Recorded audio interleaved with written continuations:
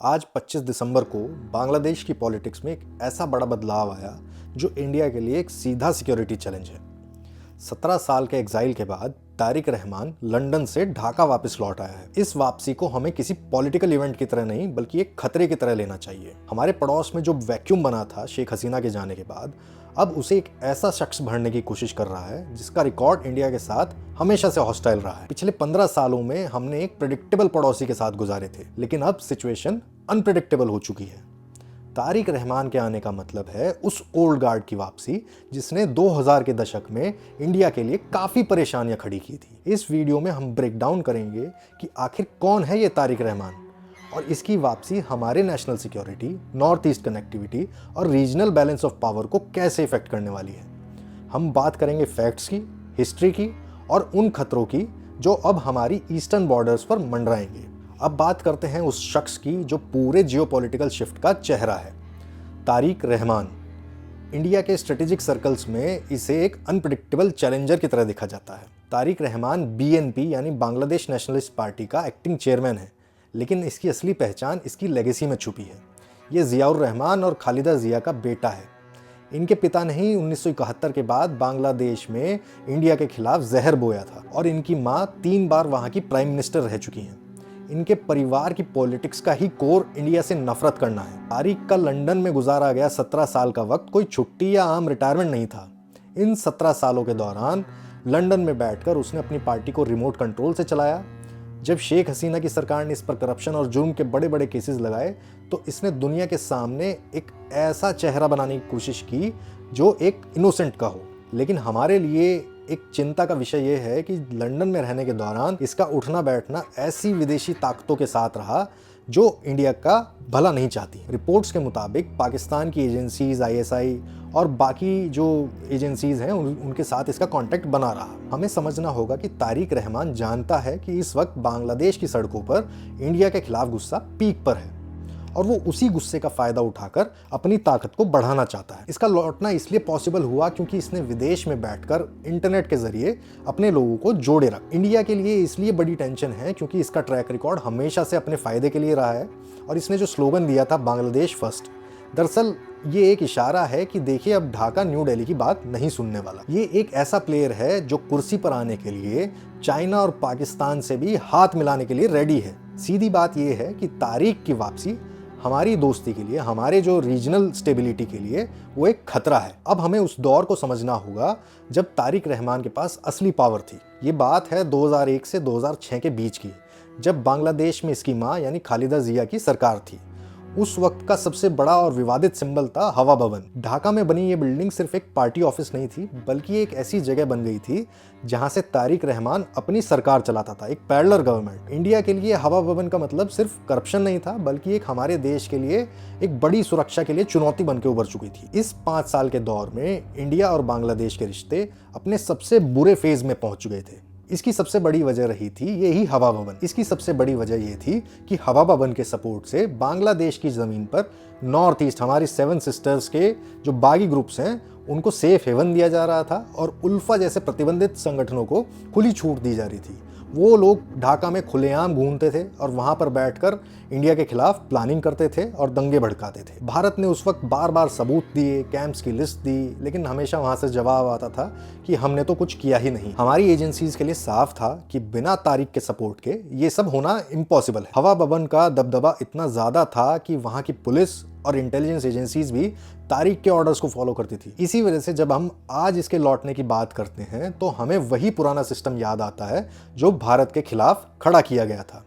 2001 से 2006 के बीच बॉर्डर पर हमेशा टेंशन रहती थी और हथियारों की स्मगलिंग पीक पर थी। तारिक रहमान का वापस लौटना उस सिस्टम की वापसी है जिसने 5 साल तक इंडिया की नाक में दम करके रखा था। ये सिर्फ एक पुरानी कहानी नहीं है, ये दोस्तों हमारे लिए एक सबक है। ये हमें बताता है कि जब ये नेता पावर में होता है तो हमारी बॉर्डर्स कितनी अनसेफ हो जाती हैं, कितनी कमज़ोर हो जाती हैं। अब बात करते हैं उस घटना की जिसने इंडिया और बांग्लादेश के टाइज को सबसे लोवेस्ट पॉइंट पर पहुंचा दिया था। इस घटना को इंडिया बांग्लादेश के इतिहास की सबसे बड़ी ब्रीच भी माना जाता है। 2004 की रात को चिटगोंग पोर्ट पर हथियारों का एक बहुत बड़ा जखीरा पकड़ा गया। दोस्तों इतना बड़ा जखीरा जो किसी एक देश की आर्मी के लिए सफिशिएंट था, लेकिन ये हथियार बांग्लादेश के लिए नहीं बल्कि भारत के नॉर्थ ईस्ट में आग लगाने के लिए थे। ये कोई मामूली स्मगलिंग नहीं थी, ये एक सोची समझी साजिश थी जिसका सीधा लिंक तारिक रहमान के सिस्टम से जुड़ा हुआ था। इन 10 ट्रकों में हजारों गन्स और बहुत सारा एम्यूनिशन भरा हुआ था।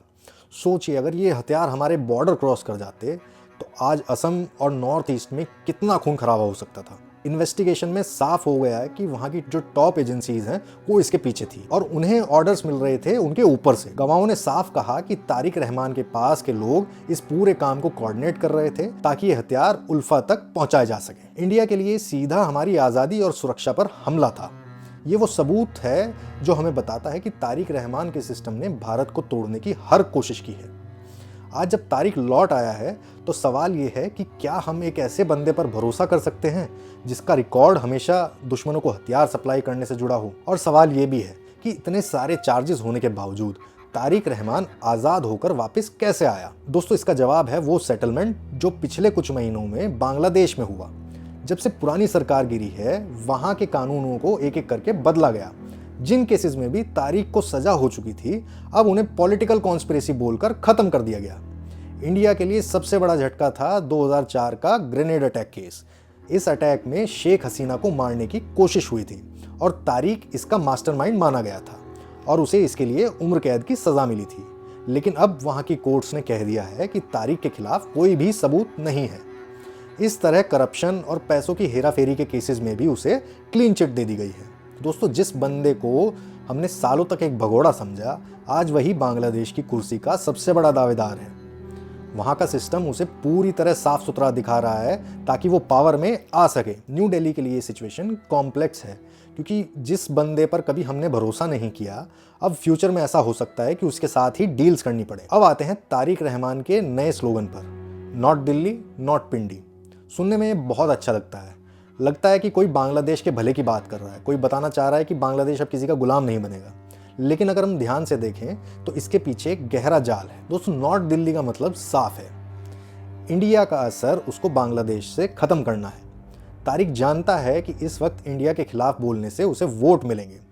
इसका असर हमारे पुराने एग्रीमेंट्स और जो बची कुची दोस्ती है उस पर पड़ने वाला है। नॉर्थ पिंडी सिर्फ एक दिखावा है, असली में तारिक रहमान का नया जो बांग्लादेश है वो एक ऐसे रिमोट कंट्रोल से चलेगा जिसका जो ऑपरेशन है वो आईएसआई और सीआईए के कंट्रोल में होगा। ये लोग मिलकर भारत को घेरने की कोशिश कर रहे हैं। जब वो कहता है कि बांग्लादेश फर्स्ट तो उसका मतलब ये है कि इंडिया को किसी तरीके से बाईपास करो, इंडिया को रीजनल इंस्टेबिलिटी में उलझा कर रखो ताकि वो अपनी ग्रोथ पर ध्यान ना दे, ताकि वो इन छोटे मोटे झगड़ों से ऊपर ना उठ पाए।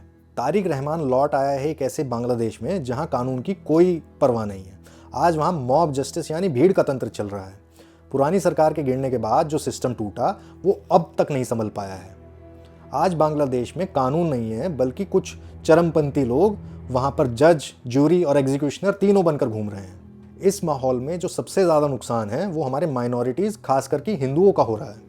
हज़ारों अटैक्स हुए, मंदिर तोड़े गए, घरों में आग लगा दी गई और तारिक रहमान का सिस्टम इस पर या तो चुप है या इसे हल्का दिखाकर कमज़ोर करने की कोशिश कर रहा है। और ये खामोशी उन लोगों को और ज़्यादा बढ़ावा देती है जो भारत के खिलाफ नफरत उगलते हैं। ये बेसिकली एक सिग्नल हो जाता है ऐसे रेडिकल ग्रुप्स के लिए कि आपको जो करना है इन माइनॉरिटीज़ के साथ, हिंदुओं के साथ, आपको खुली छूट है। अब हम बात करते हैं पैसों की, क्योंकि बिना पैसों के कोई भी देश नहीं चलता है। बांग्लादेश की इकोनॉमी आज एक बहुत बुरे दौर से गुजर रही है। कर्जों का बोझ इतना बढ़ गया है कि सालाना रीपेमेंट अब 4 बिलियन तक पहुंच गया है और महंगाई दर 10% से भी ऊपर हो चुकी है और उनके जो विदेशी रिजर्व हैं, फॉरेन रिजर्व्स हैं, वो बिल्कुल खत्म होने की कगार पर हैं। लेकिन आप सोच रहे होंगे कि आखिर इसका इंडिया से क्या लेना देना। दोस्तों लेना देना बहुत गहरा है। जब भी कोई नेता अपनी इकोनॉमी नहीं संभाल पाता है तो वो जनता का ध्यान भटकाने के लिए नेशनलिज्म और एक्सटर्नल एनिमी का सहारा लेता है। तारिक रहमान के लिए इंडिया सबसे आसान टारगेट है। जब ढाका में लोगों के पास काम नहीं होगा और महंगाई बढ़ेगी तो तारिक का सिस्टम इंडिया पर इल्ज़ाम लगाना शुरू कर देगा ताकि अपनी नाकामी छुपा सके। इस कमज़ोर इकोनॉमी की वजह से बांग्लादेश अब चाइना और पाकिस्तान जैसे देशों की शर्तों पर झुक सकता है। तारिक पावर में आने के लिए देश की आज़ादी को कॉम्प्रोमाइज़ कर सकता है। अगर उसे भर के पैसा मिले तो वो भारत के खिलाफ दुश्मनी का एक नया चैप्टर शुरू कर सकता है। तारिक रहमान के लौट आते ही चाइना ने बांग्लादेश में अपना खेल तेज कर दिया है। उन्होंने तुरंत तीस्ता रिवर प्रोजेक्ट के लिए $550 मिलियन का ऑफर दे दिया है। इंडिया के लिए सिर्फ एक प्रोजेक्ट नहीं है बल्कि हमारी बेसिकली घेराबंदी है, स्ट्रेटेजिक घेराबंदी है। ये तीस्ता रिवर हमारे सिलगुड़ी कॉरिडोर यानी चिकन नेक के बहुत करीब है। ये वो पतली सी जगह है जो हमारे नॉर्थ ईस्ट को बाकी भारत से जोड़ता है। ये काफ़ी पतली है, इसलिए काफ़ी क्रिटिकल भी हो जाती है। अगर चाइना वहाँ अपने इंजीनियर्स और मशीनरी डिप्लॉय करता है तो वो हमारे सबसे सेंसिटिव एरिया के ठीक बगल में बैठा होगा।